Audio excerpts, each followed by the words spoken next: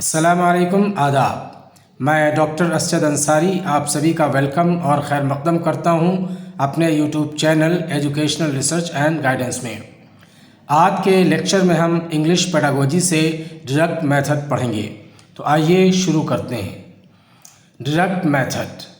Deduct method is a method in which English language is taught without the help of the mother tongue. यानी direct method वो method है जिसमें English language को मादरी ज़बान की मदद के बग़ैर पढ़ाया जाता है। इसमें मादरी ज़बान का यूज़ नहीं होता, इस्तेमाल नहीं होता।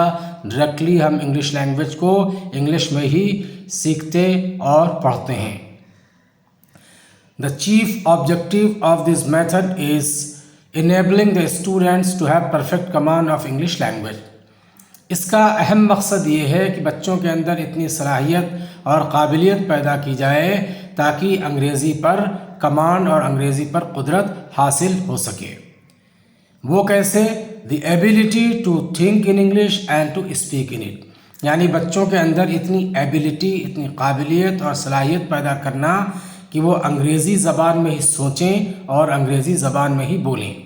हम लोग आम तौर पर जो अंग्रेज़ी बोलते हैं और अंग्रेज़ी में कन्वर्सेशन करते हैं तो पहले सोचते हैं हम अपनी मदर टंग में हैं, उसके बाद अंग्रेज़ी में उसको बोलते हैं। This method has developed as a reaction to the grammar and translation method. ये method grammar and translation method के रिएक्शन में यानी रद्द अमल के तौर पर वजूद में आया, डेवलप हुआ।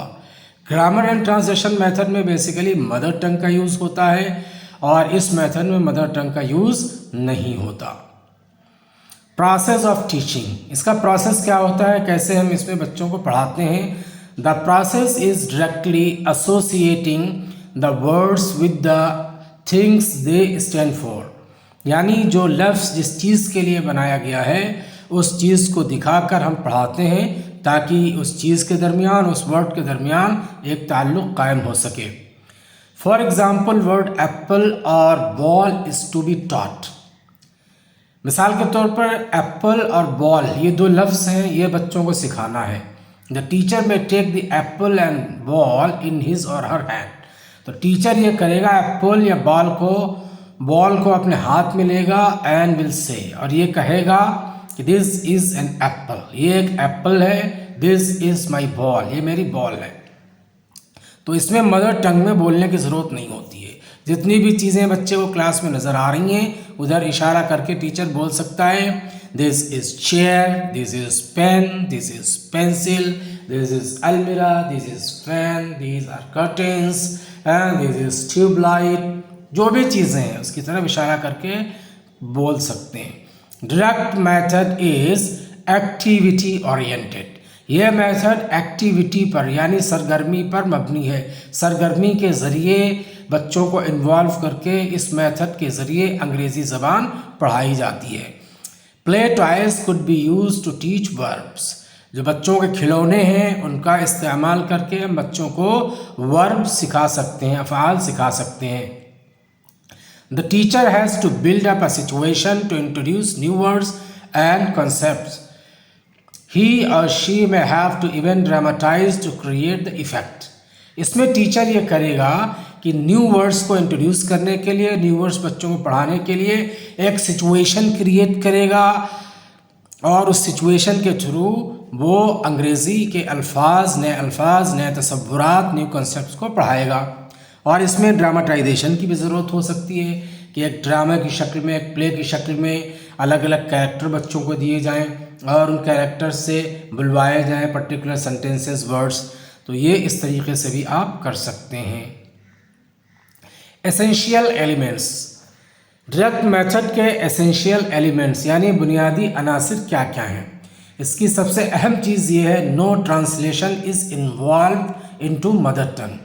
मदर टंग में यानी मादरी ज़बान में कोई भी ट्रांसलेशन नहीं किया जाता। Grammar when taught is taught moderately. अगर ग्रामर पढ़ाया जाता है वो भी मॉडरेटली पढ़ाया जाता है। सिर्फ grammar for the sake of grammar नहीं पढ़ाया जाता है। जिस तरीके से ग्रामर एंड ट्रांसलेशन मेथड में हम देखते हैं कि उसमें सिर्फ ग्रामर पे फोकस होता है, rules of grammars are memorised और पूरा मेथड ही उसी पे बेस्ड है। तो इसमें ऐसा नहीं होता है। Generally applied grammar is use.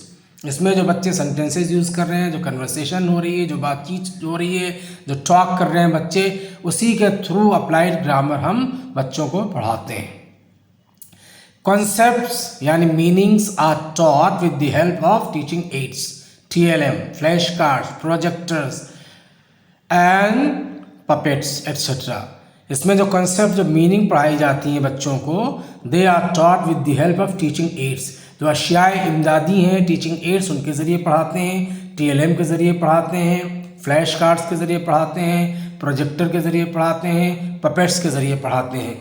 जो इसमें अशिया इमदादी का इस्तेमाल ज़्यादा से ज़्यादा होता है। फ्लैश कार्ड दिखा के हम उनको वर्ड मीनिंग सिखाते हैं बच्चों को, चार्ट के ज़रिए सिखाते हैं, पपेट के ज़रिए वर्ब सिखाते हैं, इसी तरीके से मॉडल्स के ज़रिए चीज़ें हम सिखाते हैं, ग्लोब के ज़रिए सिखाते हैं, मैप के ज़रिए सिखाते हैं। तो इसमें अशिया इमदादी का यूज़ ज़्यादा से ज़्यादा होता है। Oral teaching takes precedence over reading and writing, यानी इसमें जो प्रीफ्रेंस, जो तरजीह दी जाती है वो ओरल टीचिंग को दी जाती है। ज़बानी तदरीस को ज़्यादा फोकियत दी जाती है, किस पर? रीडिंग एंड राइटिंग को। पहले इस पर फोकस है, उसके बाद reading and writing. Pronunciation is taught on phonetic lines. इस मेथड में जो तलफ़ुज़ होता है वो फोनेटिक लाइन्स, जो फोनोलॉजी और फोनेटिक्स में जो प्रिंसिपल्स हैं लैंग्वेज के, उनके मुताबिक शुरू ही से इस पे फोकस किया जाता है।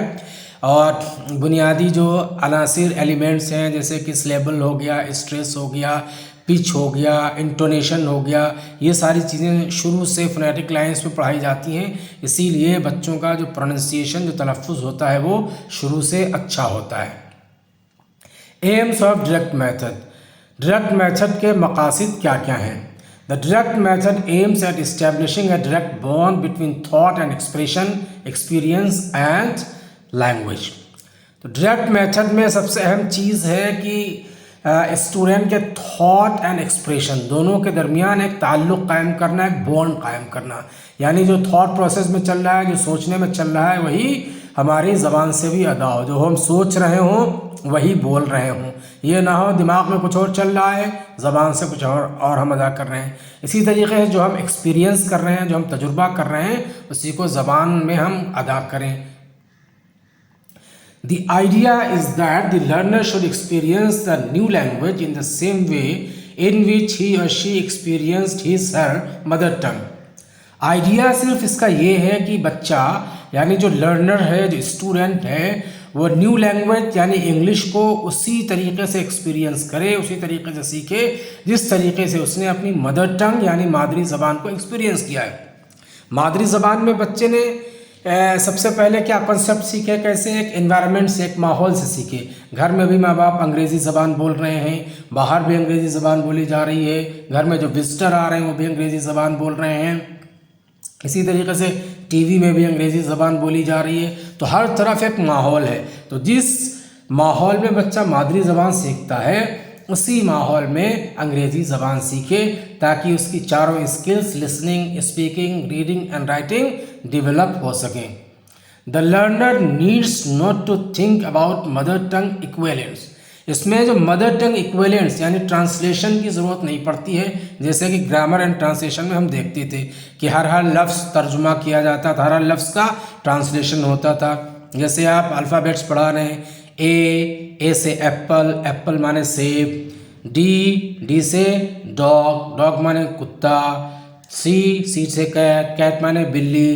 तो ये सब कहने की ज़रूरत नहीं होती है कि तर्जुमा करें। जैसे आपने कहा मिल्क माने दूध, ट्री माने पेड़, इसी तरीके से आपने कहा रूम माने कमरा, चेयर माने कुर्सी, फ़ैन माने पंखा, या इसी तरह आपने कहा आई एम प्लेइंग, मैं खेल रहा हूँ। तो ये इक्विवेलेंट मीन्स ट्रांसलेशन करने की ज़रूरत नहीं होती है।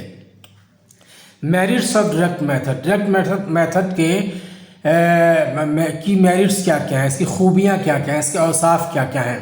It is a natural method of teaching English in its context and environment. इसकी सबसे बड़ी खूबी ये है कि ये इंग्लिश ज़बान को एक ऐसे माहौल में सिखाता और पढ़ाता है जो बिल्कुल नेचुरल है, जो एक कॉन्टेक्स्ट में है। यानी वहाँ पे अंग्रेज़ी ज़बान टीचर भी बोल रहा है, स्टूडेंट भी बोल रहे हैं, कमरे का माहौल जो है वो भी इंग्लिश का है, टीचिंग लर्निंग मटेरियल भी वही सारे इस्तेमाल किए जा रहे हैं। Students acquire fluency of speech through communicative skills. इस मेथड में बच्चे जो हैं वो फ्लुएंसी जो है गेन कर पाते हैं, यानी उनके अंदर ज़बान पे बोलने में रवानी पैदा होती है। अंग्रेज़ी की ज़बान को रवानी के साथ, सलासत के साथ, तसलसल के साथ बोलने पर कादिर हो जाते हैं, इसलिए कि इतनी ज़्यादा प्रैक्टिस और ड्रिल करते हैं। It facilitates reading. ये जो मेथड है यानी डायरेक्ट मेथड, ये रीडिंग को भी फैसिलिटेट करता है, यानी उसके लिए राह हमवार करता है, आसान करता है। उसकी वजह ये है जो ज़बान हम बोलते हैं उसी ज़बान में जब हम रीडिंग करते हैं बहुत आसानी से हम करने लगते हैं, और जो रीडिंग होती है वो आसान भी होती है और लुत्फ़अंदोज़ भी होती है। The learners remain alert and active. इस मेथड के अंदर जो लर्नर्स यानी जो तालिब इल्म है, तलबा हैं, वो एक्टिव रहते हैं, दोनों एक्टिव रहते हैं, टीचर भी एक्टिव, स्टूडेंट भी एक्टिव। जबकि ग्रामर एंड ट्रांसलेशन में टीचर एक्टिव होता है, स्टूडेंट पैसिव रहते हैं। इसमें दोनों हैं, एक बाइपोलर सिस्टम है, दोनों एक्टिव रहते हैं। जो टीचिंग है वो इंटरेक्टिव होती है।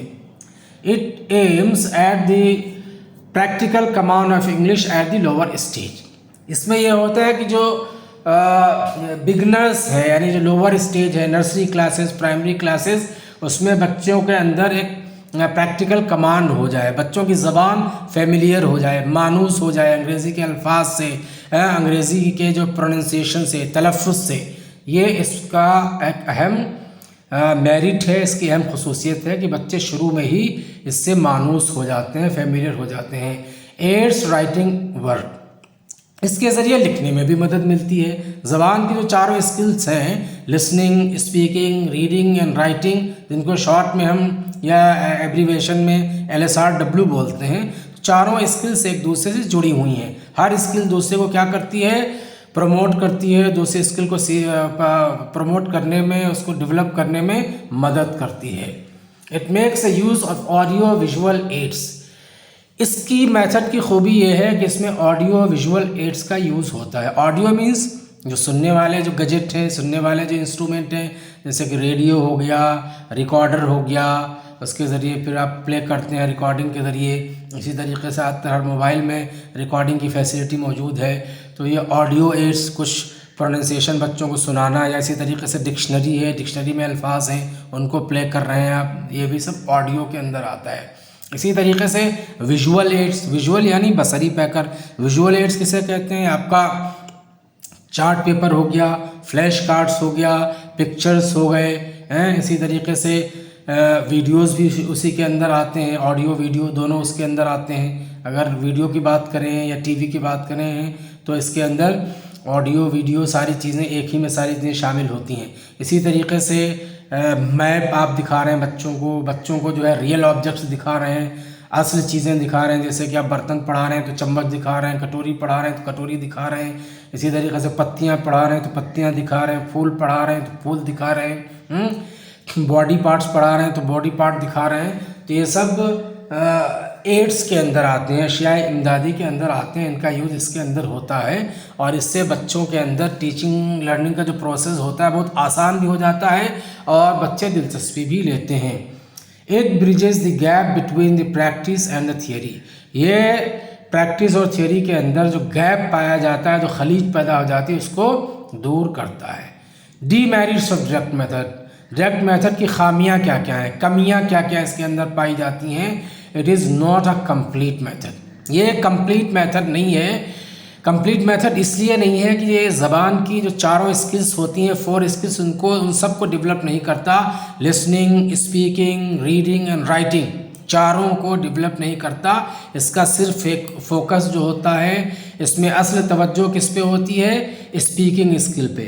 बच्चों के अंदर कम्युनिकेटिव स्किल्स डेवलप हो जाती हैं और जो रीडिंग एंड राइटिंग है वो डेवलप नहीं हो पाती। There is dearth of skilled teacher.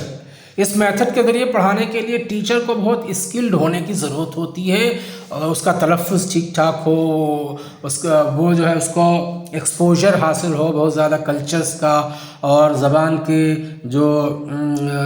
का जो उतार चढ़ाव है, ज़बान का एक जो मिजाज होता है उससे वाकिफ़ होना चाहिए। और हिंदुस्तान में ख़ास तौर से देही इलाके में, गांव वगैरह में जो स्कूल्स होते हैं वहाँ पे इस तरीके के स्किल टीचर नहीं मिल पाते हैं जिनका तलफ़्फ़ुज़ ठीक ठाक हो। लैक ऑफ प्रॉपर एटमॉस्फेयर, इस मेथड में एटमॉस्फेयर की कमी होती है, बच्चे को अच्छा एनवायरनमेंट नहीं मिल पाता। शहर में तो हो सकता है मिल जाए, लेकिन गांव वगैरह में बच्चे की फैमिली यानी माँ बाप भी मदर टंग बोलते हैं, उर्दू, हिंदी, बंगाली, उड़िया, पंजाबी, कोई भी, मालूम है घर में भी हिंदी बोली जा रही है, उर्दू बोली जा रही है। जो विजिटर्स घर में आ रहे हैं मिलने के लिए वो भी उसी में बात करते हैं। बच्चा घर से बाहर निकलता है खेलने के लिए तब भी हिंदी में, उर्दू में लोग बोल रहे हैं। बच्चा मार्केट जाता है, मार्केट में भी हिंदी बोली जा रही है, उर्दू बोली जा रही है। बच्चा सफ़र करता है, सफ़र में भी वही लोग बोल रहे हैं। वेंडर्स हैं वो भी वही ज़बान बोल रहे हैं। तो बच्चे को एक एटमॉस्फेयर नहीं मिल पाता है। और जब आप ज़बान सीखते हैं तो इसमें एटमॉस्फेयर बहुत ज़रूरी है कि बच्चे के चारों तरफ वही ज़बान बोली जाए जो बच्चा ज़बान सीख रहा है।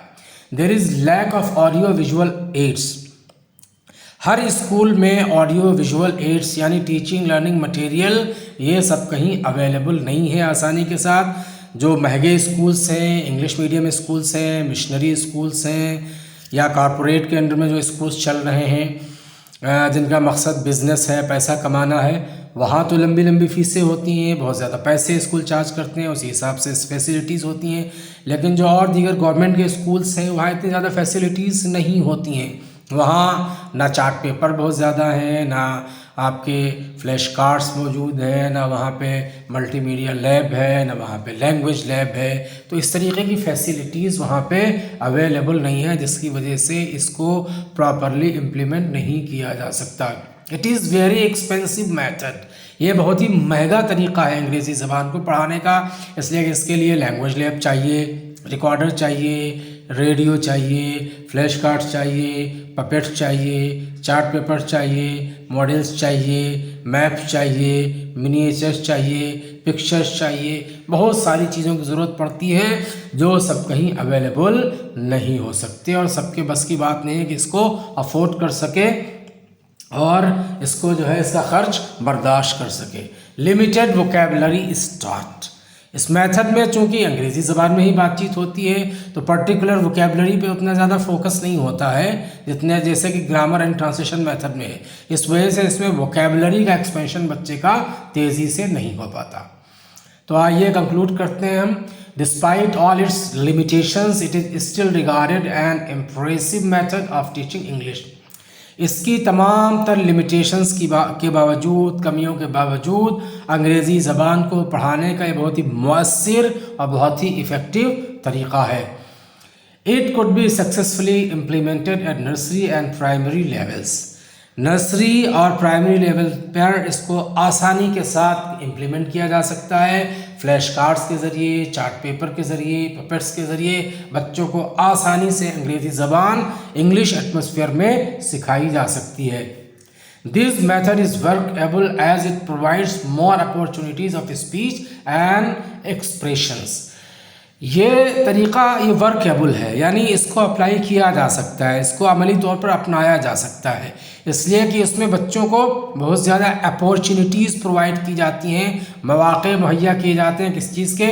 स्पीच के और एक्सप्रेशन के, यानी बोलने के, कन्वर्सेशन के, डायलॉग के, टॉक करने के, इंटरेक्शन के बहुत ज़्यादा मौक़े मिलते हैं। इस वजह से ये तरीक़ा वर्केबल है और इसको अपनाया जाना चाहिए। अंग्रेज़ी ज़बान सीखने में, ख़ास तौर से कम्युनिकेटिव स्किल्स डेवलप करने में ये तरीक़ा बहुत ही मुअस्सिर, मुफीद, जामे और बेहतर है।